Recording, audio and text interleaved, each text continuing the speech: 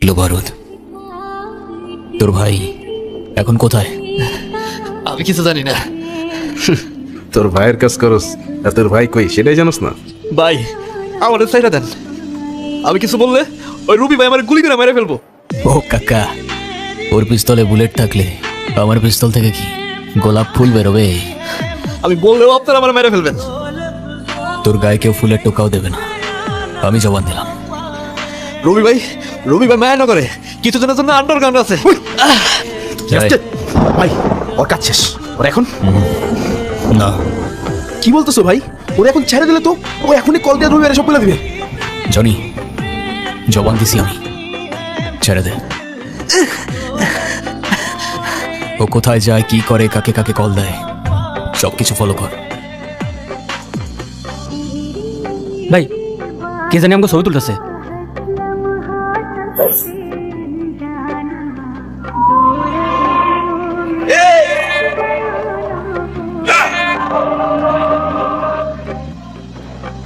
না, এদিকে নাই, তোরা সামনে গিয়ে খোঁজ।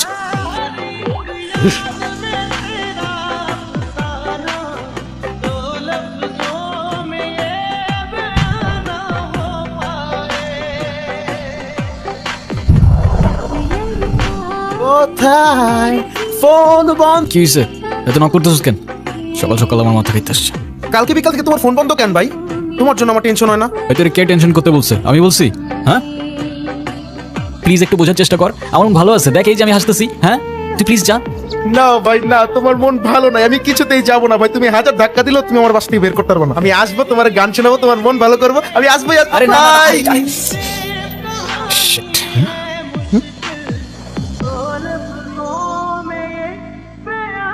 ভূত! আরে থাম থাম থাম থাম, আমি তোর বুঝাই বলতেছি, আমি তোর সব বুঝাই বলতেছি। থাম তুই, ভাই তোমার বাসায় ভূত ভাই? থাম তুই। এটা অদিতি, আসলেই অদিতি। এটা কি বলতেছো ভাই? এটা কিভাবে সম্ভব ভাই? অদিতি তো জনি, এটা কোনো ভ্রম না, শি ইজ রিয়েল। অদিতি আসলেই আমার কাছে ফিরে আসছে।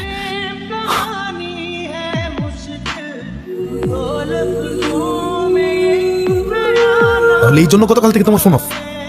এটা কিভাবে সম্ভব ভাই? অদিতি তো মারা গেছে। আমি জানি না রে ভাই, কিচ্ছু জানি না আমি। কি সত্য কি মিথ্যা বিশ্বাস কর, কিচ্ছু বুঝতে পারছি না আমি। শুধু এতটুকু জানি অদিতি আমার কাছে ফিরে আসছে ভাই। কিন্তু এটা তো লজিকের বাইরে।